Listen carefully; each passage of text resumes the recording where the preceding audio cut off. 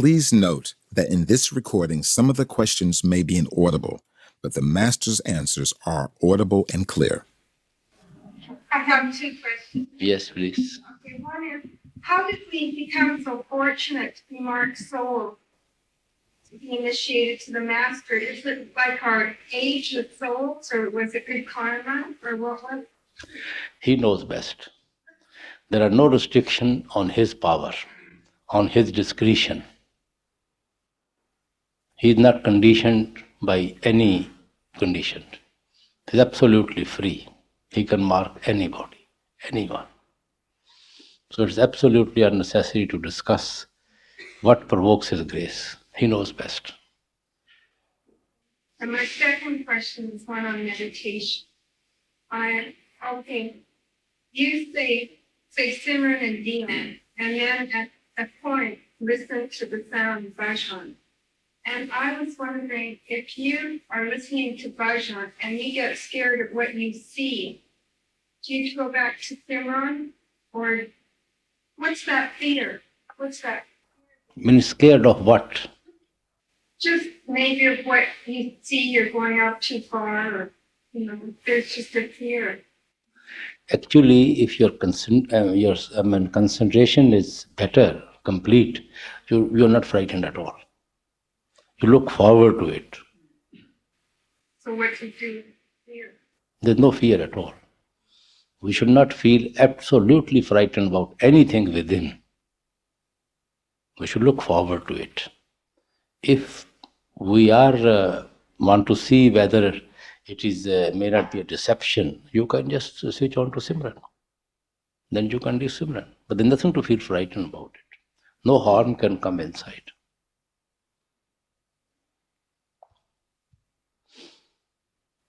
Yes. Master, sometimes my mind is very active when I seek for meditation. Can one jot down the question of the year on a piece of paper and thank you nature? I'm not following your question. Can one write down the ideas that... Write down what? The ideas that keep coming to me. What for? Is there some inspiration coming? During meditation, so that they don't think to me. No, but what is the sense of writing? What is the object of your writing? Get rid of them. Get? Get rid of them. How can you get rid of them by writing? You read again and again what you have been written. You're involving yourself more and more with that. You see, because your mind is thinking, your hand is writing. Why not put the mind, eliminate the thinking of the mind by Simran? Then you don't have to use even your hand. The mind which is thinking about all these ideas, put him into Simran, positive. Just to eliminate these thoughts. Purpose of Simran is to eliminate these thoughts. Yes. So then at the early stages, the Simran is the most important thing. Pardon? At the early stages, then the Simran is the most important thing. Naturally. Simran is very important. Well, actually, this morning satsang sounded very interesting and inspiring. The little I understood of it. I wondered if the body would be able to actually eat it. No, it's not practical.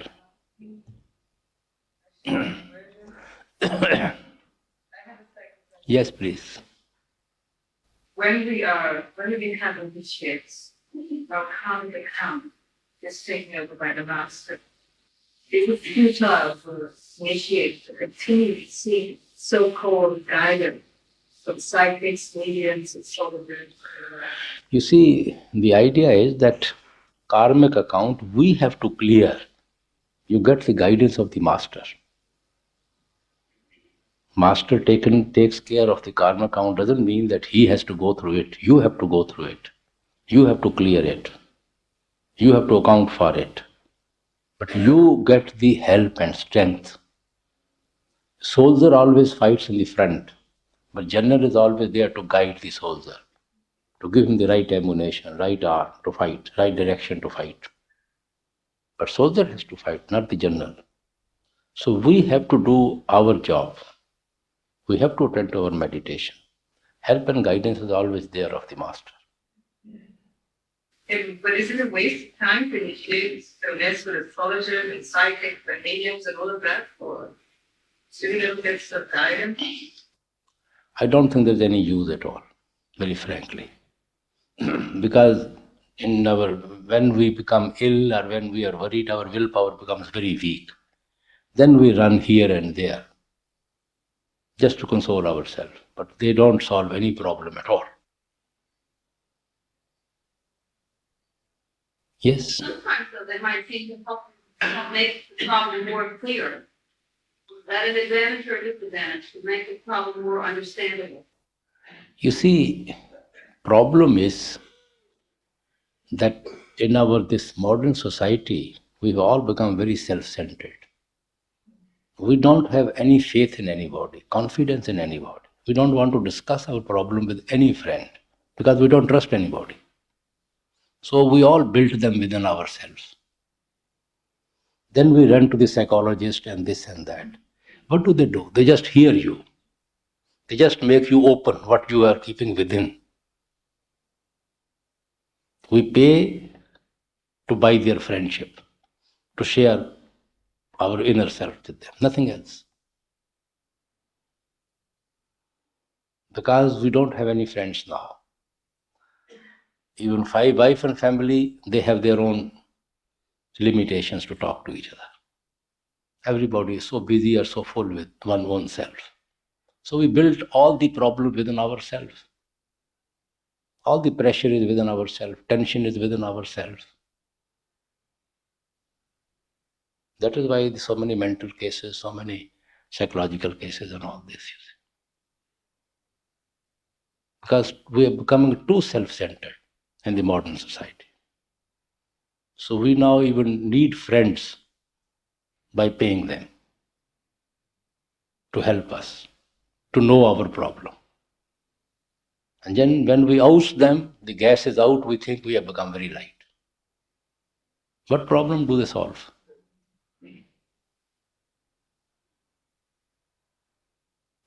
Then if we do our meditation, that shouldn't be a problem. The problem should By meditation, you can rise above all these problems. I find today only ladies are asking questions. Yes? Raji, in the cosmic sense, time and space are infinite. Time has no beginning and no end. Space has no beginning nor end. Two combined make a fairly mind-boggling phenomenon. Something that one can't easily digest. And yet we're told that it's all an illusion, that mind is fabricating this. Somehow I can't grasp this. I have not followed your question. Time and space Yes. is very real in a cosmic sense. And yet we're told that it's illusory. Then How can it be so real and illusion at the same time? you see, this time and space is a comparative. What is your concept of illusory? Something that has no real substance. When we leave this world, what is the time and space for us? Well, it still exists. But since we are not, we don't exist, so far as it doesn't exist. So if we close our eyes, things will go away. Yes. When we don't, experience the time and space, when we leave the body, and what is to us? So it's nothing to worry about. Nothing to worry about. Even our all friends and relations and everything, when they go their own way, but as far as we are concerned, they don't exist anymore at all. And we are not conscious of our old friends and old relations. Who's going to remember the present ones? So they're perishable. They have their own way, we have their own way, and we karmically met, then we part. So we have no relationship. So life just is illusion for us. We won't be aware of this at all after we depart from here. If we start getting aware of our past relations, you can imagine since when we are here and how many relations we had in every birth. What a mess it will be to know all who belong to us or whom we think we ever belonged. Isn't there, at some stage, we know all this, it all comes back to us? We can only say that everybody belongs to us and we belong to everybody. And that is why we were part of the creation. And now we don't belong to anybody, now we are part of the Creator. Otherwise, it's very difficult to know who's who.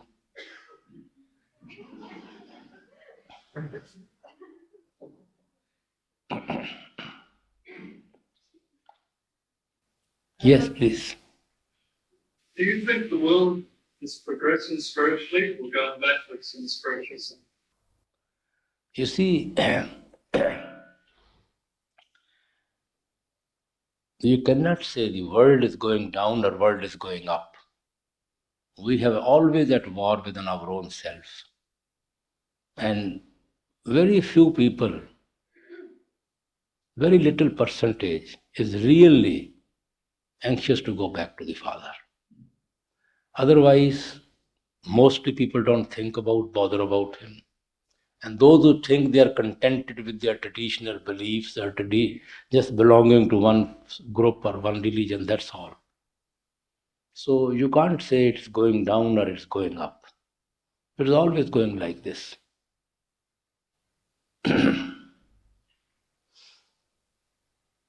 Yes.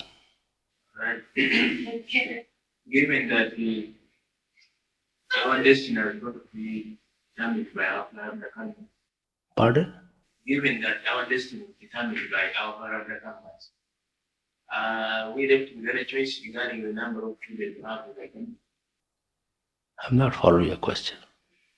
Given that our destiny is determined by our Bharata Karma, Destiny is just our prarabdha karma. Then we left with any choice regarding the number of children we have in the kingdom. children, whether we have children are destined to come or more or less. That's what you want to know? Is it in our control to control the number of children? Hmm? Can we control the number of children? Go. Number of children. Number of children. Whether it is in our destiny or they just come by the way. That's what you want to know? I mean, if our destiny is determined by our Bharata Karmas, are we left with any choice to decide how many children we have? Children, you see, without destiny won't come. If they are part of your destiny, then only you will play the father. If they are not part of your destiny, how can you play the father? Nobody will meet you without your destiny. Not even wife, not even children. If it is in your destiny, they will come. If it is not in your destiny, no matter what you do, they will not come.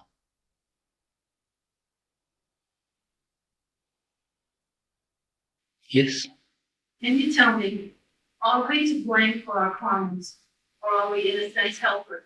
Are we? Helpless, or are we to blame for our crimes? Originally, what? Are we Are we to blame for our karma?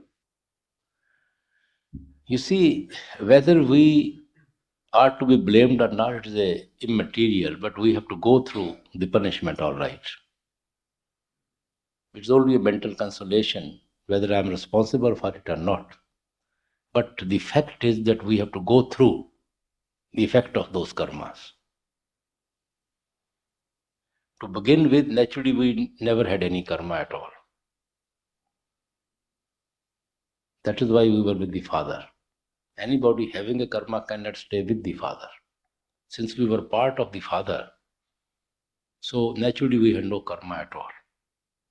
So once we have come to the level of the creation, then naturally rolling stone gathers mass. Mind starts collecting karmas. So if you start from the beginning, naturally you have no fault. But after having come here, naturally we are responsible what we are going through. Yes. There's an idea about that the souls that did not want to go down to creation were promised by the Father that they would be taken back eventually. Is that the concept of the mortal soul? He knows best whom to take back.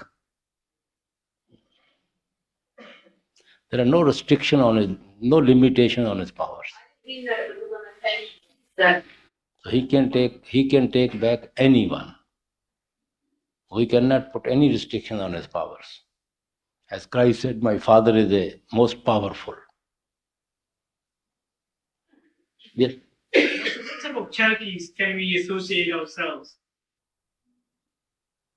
Wherever you think your money is best utilized for the help of the other person.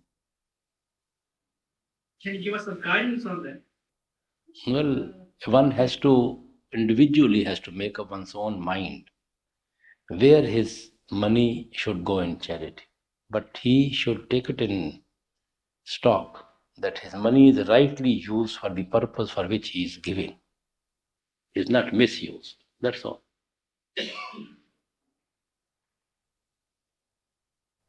Yes. Maharaj, the other evening you said that one should satisfy the intellect or try to satisfy the intellect. Is the intellect part of the mind? And if so, can it ever be satisfied? And if so, when? Well, brother, intellect definitely is a part of the mind. And when conviction comes, intellect is satisfied. That is also mind. Conviction is also in the mind. Intellect is also in the mind. And conviction comes, that is also conviction in the mind. Then faith comes, that is also in the mind. Then practice comes, that is also in the mind. Everything is in the mind. But the higher mind, a better mind, a noble mind, a pure mind. But is it only temporarily satisfied? Intellect? Or can it be permanent? No. When intellect is satisfied, it is really satisfied. When conviction comes. But actually, unless we experience, the conviction doesn't stay for very long.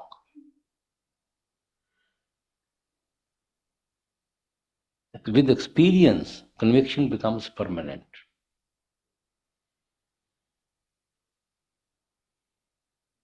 So it is not only to satisfy the intellect and have conviction, it is also to practice and make that conviction permanent. Otherwise, again, intellect will come back.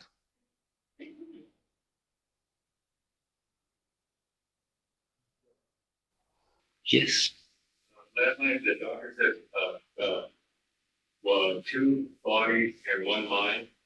And like you said previous about like that get caught in the personality that the master, like your, personality is like surrendered to your master, and there's one. The judgment, like all of the judgments, which is two. So it's a judgment and analyzing what keeps me from merging. You see, Christ said in the Bible, in the end, there will be one shepherd and one fold. He said, in the end, there will be one shepherd and one fold. Then shepherd is the father, and fold are the sheep around the father. And we all become one with him.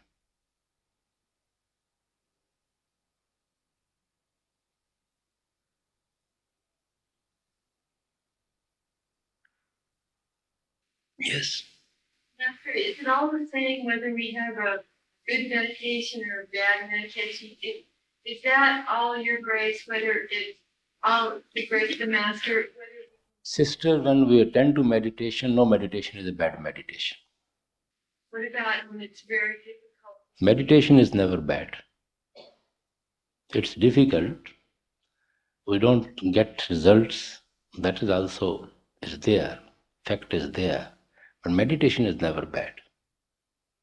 Meditation is always good when we give the time to meditation. I feel like I don't have any control over whether one morning it will be very easy to sit and feel the grace of Master, and the next morning it's difficult to even sit there. It is our mind. Sometimes it is filled with emotion and bliss and we are enjoying it. Sometimes it rebels, it revolts. But nothing, meditation is not bad. Mind is bad. Mind is not concentrating. Right now I feel like it's all the same. It doesn't matter. It's just all living. Is that just, I just feel like I'm just living. Whether it is revolting or whether it is cooperating, we must attend to meditation.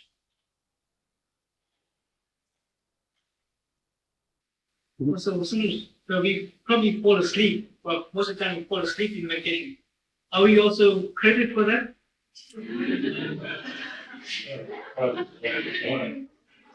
Then I think we will have a lot of credit.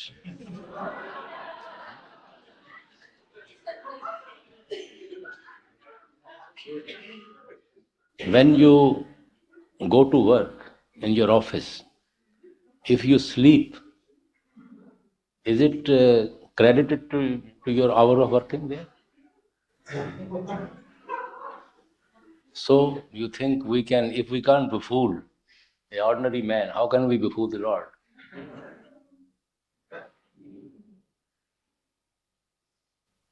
Yes. Master, sometimes when I sit in meditation, I might be sore or stiff or have a muscle pain and I move. When that happens, do I lose whatever? No. You never lose the concentration. Concentration is an attitude of the mind towards the divine melody within. Concentration is not a temporary. This every day what we trying to concentrate, we are creating a habit of concentration. Our moving limbs are getting up and moving for 10 minutes, 20 minutes, sitting in meditation doesn't make any difference at all. By doing Simran and concentrating every day, we're creating a habit of concentration. This will also remain with us in our daily activity, whole day even. That concentration is not for a particular time only.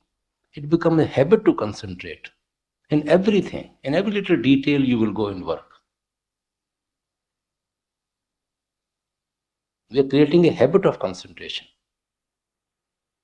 So it doesn't make any difference if your hands move or sometimes you have to change your posture. You're a little interrupted again, you sit. It doesn't make any difference.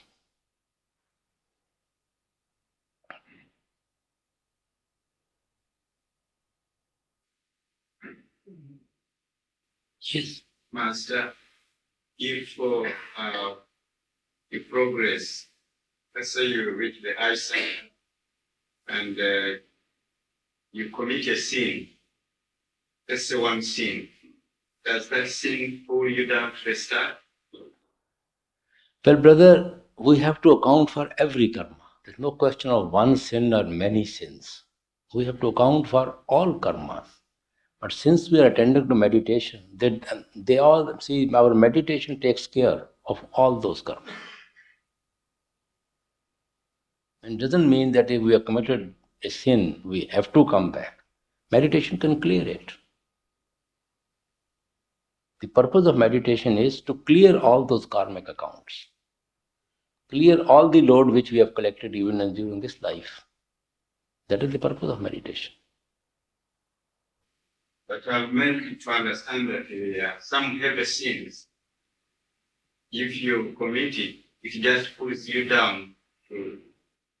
You see, no. The idea is, if you have made a very groove in your mind, you are obsessed with committing sins, and you have obsessed with a certain desire to commit a sin, that desire may bring you back. Only balance of our karma will bring us back.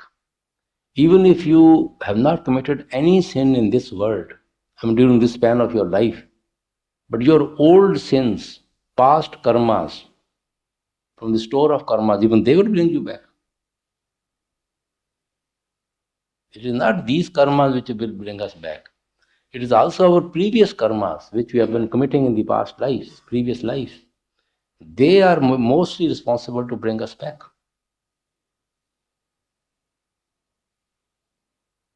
Actually, the answer has not cleared my question. What I wanted to mean is that during this span of life, if you have progressed within and you commit a sin, does it make you lose that progress? You definitely, to some extent, definitely there will be a hindrance in your progress. But if you continue meditation, you may again start progressing. That doesn't mean that your progress is gone forever. That's not so. You may have to account for those karma, but still you may continue progressing. And you may even clear further karmas.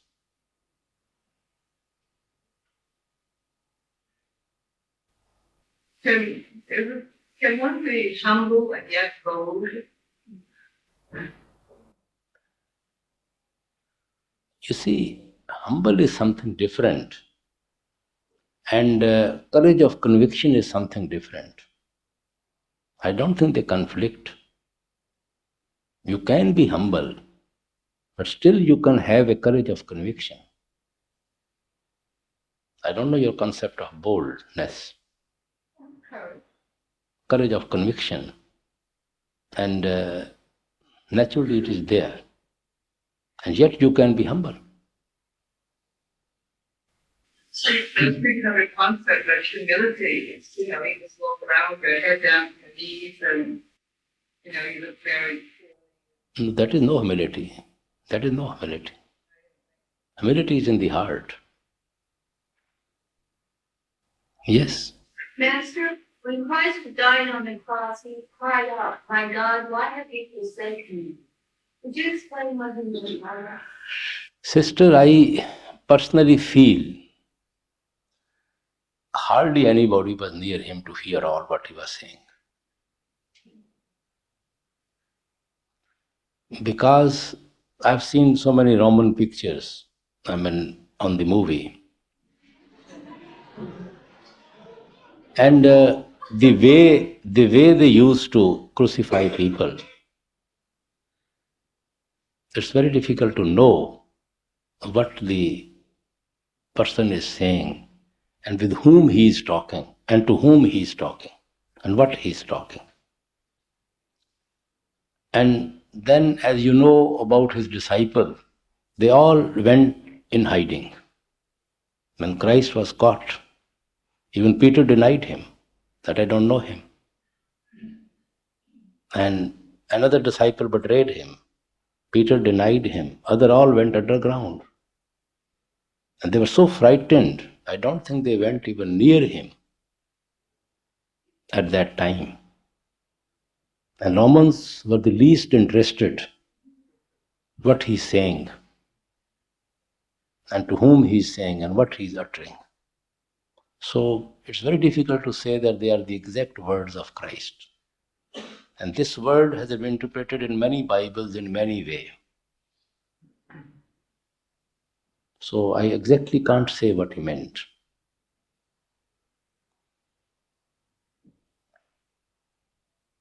Yes. Okay, you said we have a lot, all the stored karma from previous lifetime. And it seems really amazing to me that through meditation that we can dissolve, because we have the stored karma for eons of time, and it must be meditation and just extreme grace of the Master. Well, sister, all these karmas have association with the mind. And soul is under the domain of the mind. So soul has to pay for those karmas. When the mind is attached to the Shabad and Naam within, which has a better taste than the sensual pleasure, mind starts going back to its own source.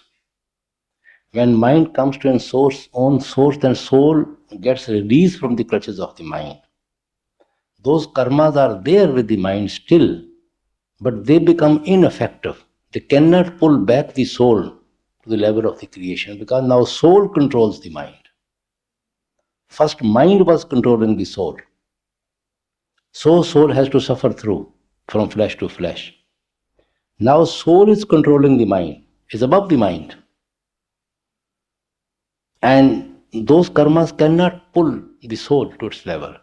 So we say those karma becomes ineffective. Or you can say the karmas are burned. Or those karmas have been accounted for. They are only way of explaining phrases.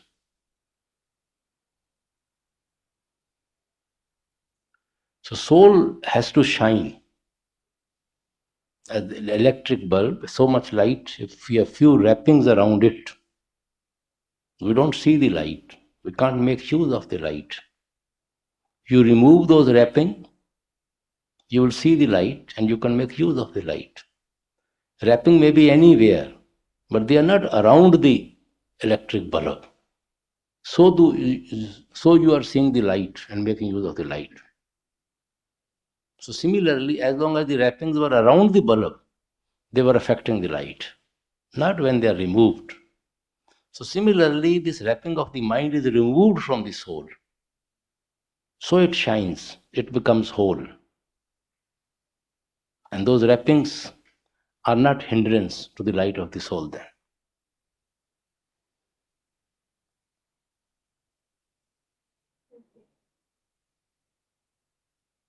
Yes. Master, to be truly humble, wouldn't it mean that someone be very loving and kind? Or is it all pretty bad? Humble people will always be loving and kind. He won't like to hurt anybody. He may not be able to help anybody, but he won't like to hurt anybody. He will definitely be kind. You see, when do we become humble? When we find someone greater than us before us. We automatically, any king comes before us, we become humble. Any ruler come before us, we become humble. Any man of authority come before us, we become humble. Before that power.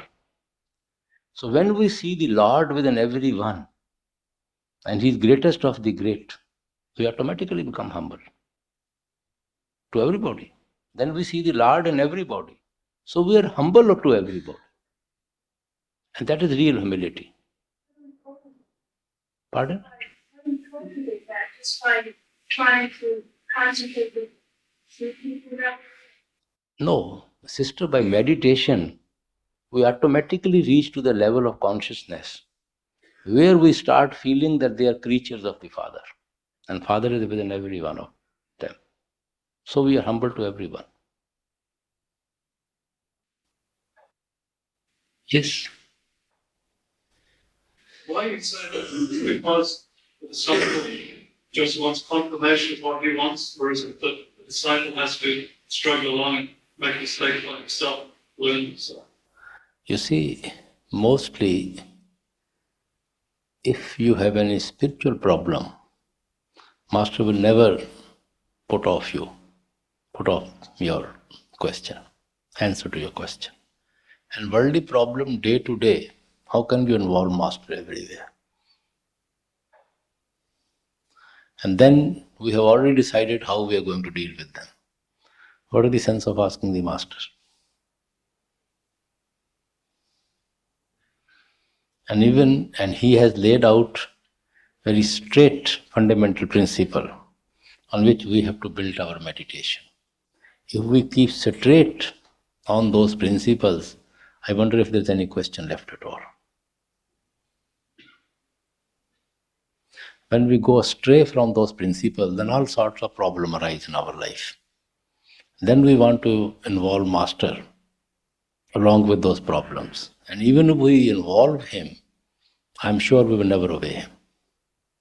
Still we will do what we want to do. Only just to take a lid off from our own heart that we are doing as instructed by Master, nothing else. Otherwise we always do what we want to do. So we have to face daily problems and we have to solve them. Master is only meant for the spiritual problems. And that I wonder if I've ever refused any answer to any question or to any letter. And when there are so many worldly, or mostly they are domestic, family. And what can you write to them? So much has been written already. If that has no effect, then your writing more about it won't have any effect at all. If you read my letters, I think mostly they're on the divorces, or on their family disputes, family separations, or on adulterous life. 90% letters. And that's not the job of the Master to answer such questions. We know it's wrong and we should try to do which is best.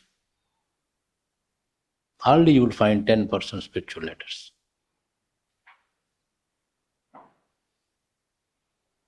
But in the time of the great Master, when you read spiritual gems, I think it was just the reverse. It was 90% spiritual letters and maybe 10% the worldly problems. Just because the West is so much involved in themselves. Well, you analyze what you think best now.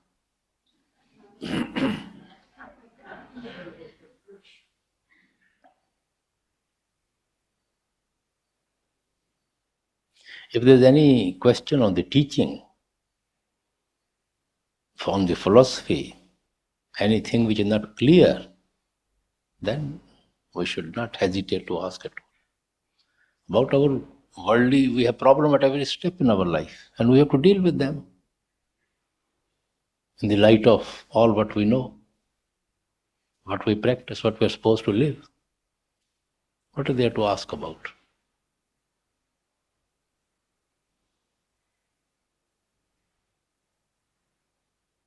Even Christ has said in the Bible, now you ask so many questions and I put you off. But when you will come unto me, then I will not put you off for any question. I'll answer your all questions. Because they will be all spiritual. At that level, they're all spiritual problems. There are no worldly problems.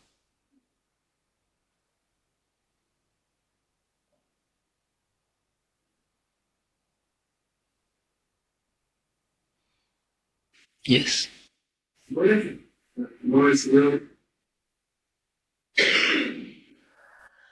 Well, brother, what we say that we have to live in the will of the Lord, actually it means we have to live with our destiny smilingly, taking it as a sign to us by the Father, though they are our own actions, our own seeds which we have sown.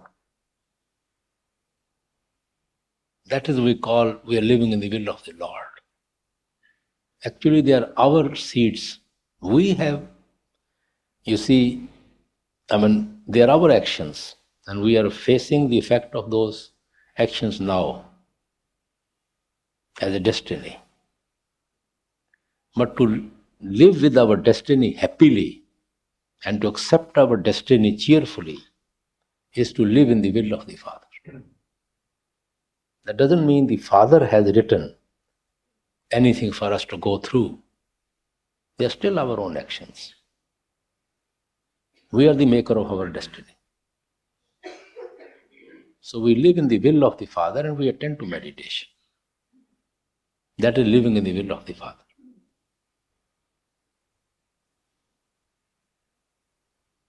Just a phrase to explain.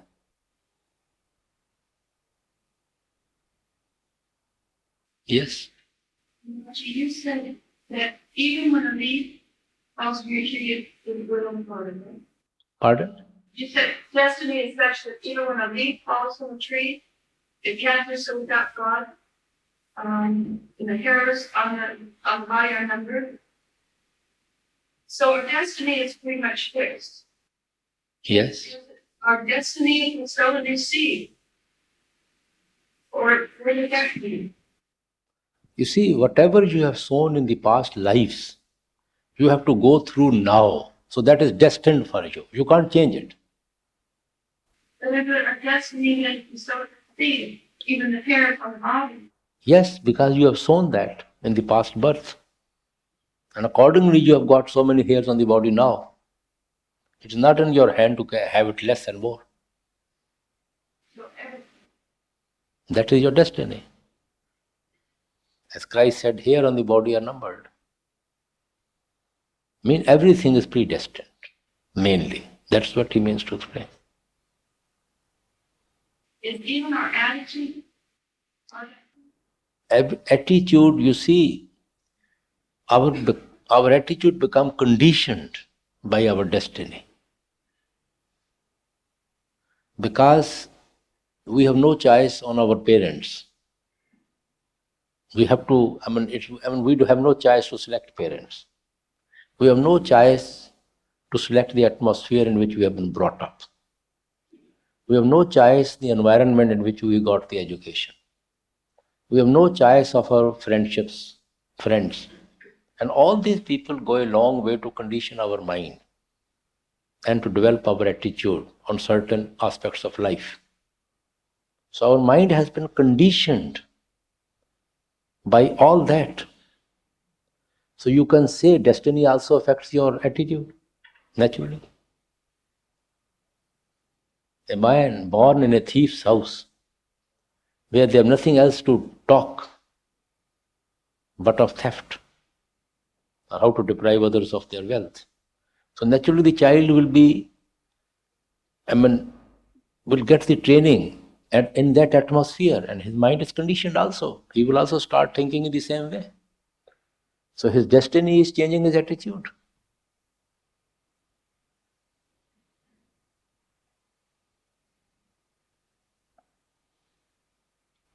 Yes. But then where is the role of the free will and of the effort on the part of the disciple? How much effort can free will do? How much free will? Free will we have discussed so many times. We have conditioned free will, limited free will, not absolute free will. If you eliminate all your background, then you have free will. If you cannot eliminate all the background right from your birth, then there is no free will. And what about the effort? Effort is also, by His grace, you will be able to put the effort. If it is in your destiny to follow the path, and if it is in your destiny to feel the pull from within, so then by His grace you will also put an effort. As I given an example so many times, that if you are hungry and there is no food in the plate, you don't put an effort at all, because you find nothing in the plate. What effort you can put? And if the food is very delicious there, and you have no hunger, then also you don't put any effort at all to eat, because you don't feel like even looking at the food. But if the food is delicious and you are also very hungry, then your hands are moving, you are putting the effort. So your effort is now conditioned by the hunger and by the food. Your effort automatically comes when the hunger is there, when the food is there. So when His pull comes from within and path is laid before us, the effort also comes. Whether the hunger should take the credit of the effort, or food should take the credit of the effort, or you take the credit of the effort, that is a different question. But effort automatically comes. But maybe it would pull a little harder. Pardon? Maybe you would pull a little harder. Well, it is for the Lord to pull everyone from within. Yes, please. In the Christian religion, Maharaj, one learns about the sacraments. Learn about The sacraments. sacrament. Sacraments. Is the meaning, is there a sacrament, a ritual, or a part of a ritual or ceremony, or does it have a deeper meaning or significance? Excuse my ignorance. What is sacrament? Well, the sacrament in the Christian religion, marriage is one of the sacraments, the marriage sacrament. Sacred rites, Maharaj, sacred rites. Sacred rite. Marriage, the first thing is sacred. Baptism, confirmation, Holy Eucharist, marriage. Then, what are the else? The communion rites. Communion means to drink the blessed water or something like that. The taking of the wine and breaking of the bread. These are the part of the sacraments, and are these the part of a ritual or ceremony? You see, marriage is a sacrament. Without that, it will be difficult to go through it. If we don't accept marriage as a sacrament, it will be impossible to go through it. We should always accept marriage as a sacrament. And other is just rituals, nothing else. They're meaningless. By eating the bread, you do not eat the flesh of the Christ. By eating that drink, you do not drink his blood. They're symbolic. They should remind us about the Christ. That is okay. But still it's ritual. In itself, they don't give you any spiritual uplift. They may remind you about Christ, his sacrifices. You see, that nectar within is the blood of Christ. That spirit within is the bread of Christ. What he said, unless you drink my blood and eat my flesh, you cannot become part of me. Because blood and flesh gives you life.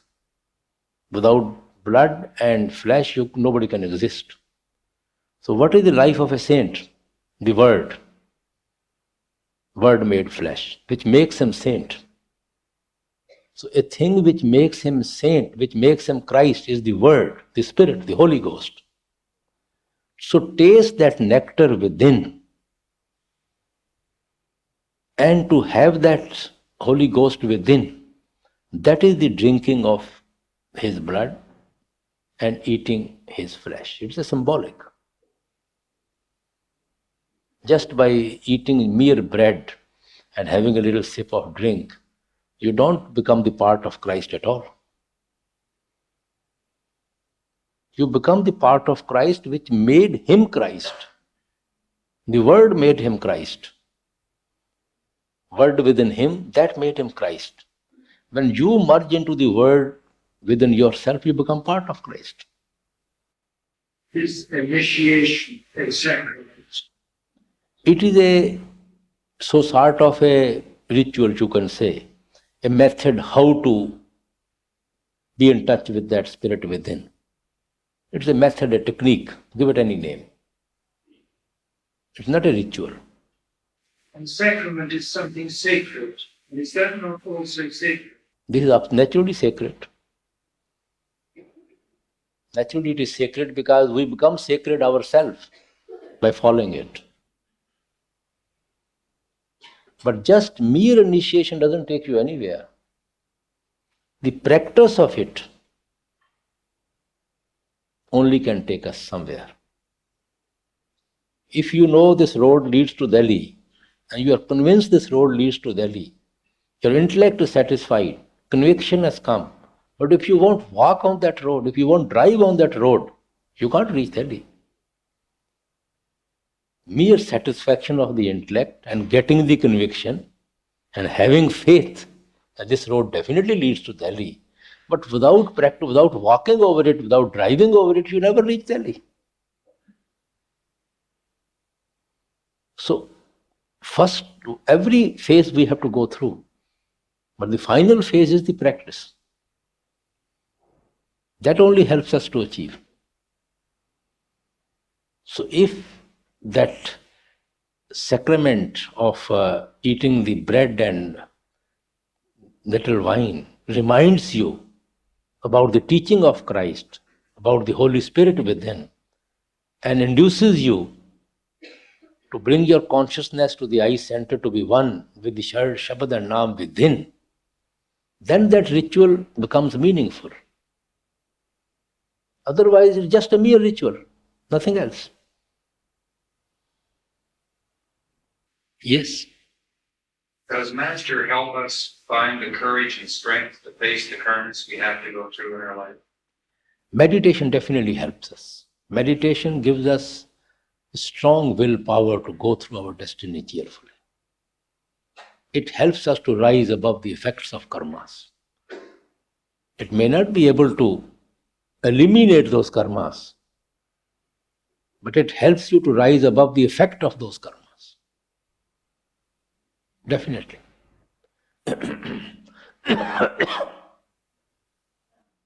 Yes, please. Well, if you go through them, but don't go through them cheerfully, how big a family is that? How can? Yeah, if you don't go through them cheerfully. Well, sister, even then you have to go through. But isn't Why not then accept? You see, then why not accept facts? well, you try to listen. Of course, we are struggling souls. I don't say that we must, but we should try to. That's what I say. We should try to. You see, we must face facts of life. Now, if somebody's relation dies, one man makes a life and death hell for himself at the separation of that soul. Other person accepts it. Well, it's the will of the Lord. I have no choice, I must accept it. So he at least won't be miserable. He won't be unhappy, so unhappy and miserable than the other person. And none of them will be able to bring their soul back. One who accepts cheerfully, one who accepts, you see, if doesn't accept and is always miserable, none of them can change, reverse the soul back to the body. They have to face separation. So if our worry is not going to solve any problem, then we should accept as it is. But without meditation, it's not possible, very frankly. We can only live in His will only with the help of meditation, not without meditation. Yes? I was wondering if Satsang's karmas were a little bit heavier than most people's because of their last life. You mean Satsangi's karmas are heavier? Yeah. No, I don't think their karmas are heavier. They are becoming lighter and lighter every day.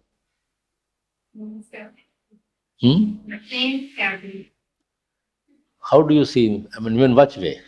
Well, just so many incidents happen that, you know. Sister, actually, we analyze too much after coming to the path about our actions, about our weaknesses. So they start looking to us as Himalayas. The same weaknesses, before coming to the path, we were feeling proud of them. You see, now we carry a sense of guilt, it's wrong. Then we were feeling proud of them, that I do this and I do this and I do that. So that is why it looks heavier to us. If you are closed in a room, it's absolutely dark. You don't see anything moving about in the room.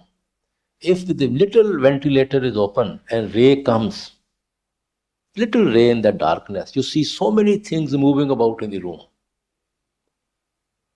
And in the same room, you were ignorant of all what was moving when you were in the darkness. But with the ray of light, you become conscious where you are sitting. This happens with the satsangis. When we come to the path, we get that ray of light. And we become very conscious of our weaknesses. There's nothing wrong about it. And before that, we used to feel proud of them. Sanghi's karmas are not heavier than the others. So it is like, yeah. Of course, every minute you attend to meditation, you are helping to get rid of some load in any way. Yes. Maharaji, last night Professor was talking about that longing and intense love, and he described that day when the lover remains at the beloved's door begging, and whether the beloved answers the door or not, it doesn't matter because he has no other place to go. And I wondered if that state is what the saints mean when they talk about surrender to the master, or is that surrender something else? You see, love is nothing but surrender. What is love? Merging into another being, to become another being, to lose your identity into the other one. And that doesn't happen without surrender. Love is nothing but surrender. How can there be love without surrender? I can't understand. There can be no love without surrender. If still I am independent of my ego, I am conscious of my ego before my beloved, I am not a lover at all. Yes? Well then, if one is still feeling that longing, there's still that separation. So, for that complete surrender, does one give up even the desire for the beloved to just surrender in him? That desire will go when you become one with the beloved. Then one exists, two doesn't exist. And then who's to desire? Which is known as desire, that I don't have even desire, means then you become one. Then you are not two. As long as you are two and love is there, desire is there. Desire of the beloved. But when you become one, the desire is complete.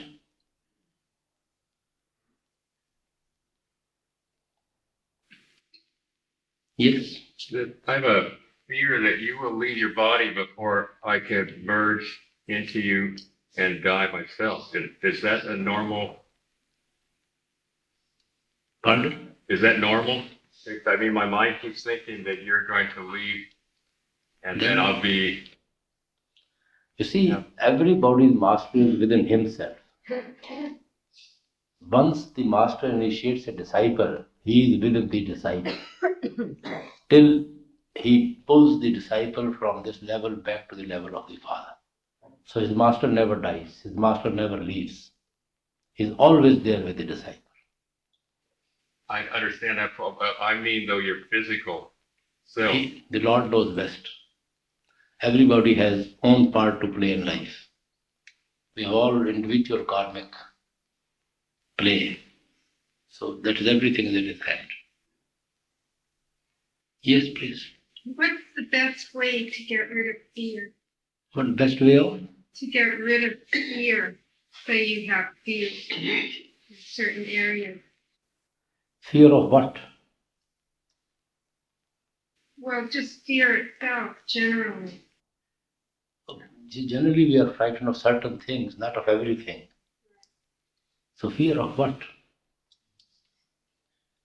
Well, sometimes I have the fear of going out too far, and I am afraid you're not going to be there.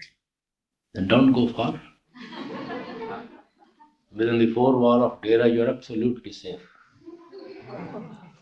Like in meditation. Meditate, there will be no problem. No harm can come in meditation. You'll be there. In meditation, there is no problem, no harm comes at all. We should never feel frightened. We should rather look forward to it. Nobody can harm us within. Yes. Why would one have that fear then about meditating? Because it's a fairly common fear.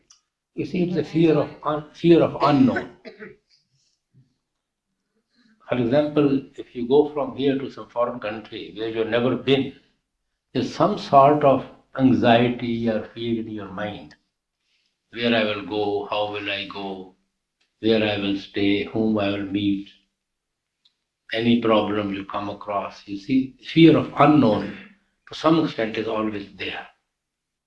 But when we are looking forward to meet our own master, then question of fear doesn't arise. If we know somebody, that we have a guide in the other country who's going to receive us at the airport and take us all around, we have no fear at all. Then we are very happy. So similarly, our guide is there within. So question of feeling frightened within doesn't arise. In the books, it sometimes describes different types of other types of beings and other types of things that will be in the earlier stages. Maybe anybody, there are not one but 101. But we are not concerned at all when our guide is there with us. No harm. Even if we don't visualize the radiant form on Yes, ourselves, even then your guide is there. Even then your guide is there. Yes. If you visualize something that kind of frightens you, okay, say you're meditating, you visualize something that kind of frightens you, would it be a good idea just kind of to ignore it and keep going?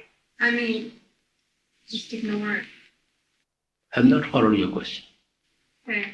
Like when you're meditating and you think you see something that frightens you, just for a moment, something appears that frightens you, and You go on gazing at that. That thing cannot harm you at all, but keep your mind in simple. Don't get involved with anything within. Keep your mind in simple. That is the main thing. Yes. So, is it more helpful to have Dhyan would be listening to the sound if it comes easy? You mean we should have dhyan instead of sound? So, I mean, instead of focusing on the darkness, if the patient will not come by itself, is it good to You mean while hearing the sound? While hearing the sound, there's no harm.